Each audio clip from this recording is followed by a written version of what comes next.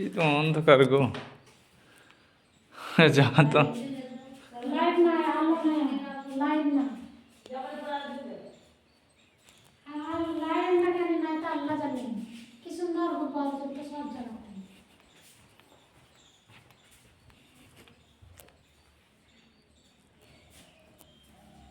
ওকে বলা গেলেন তাহলে না থাক। থাকবে।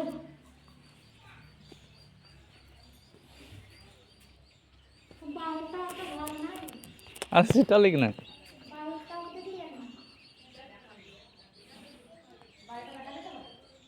না বাইরটাই দেখছি।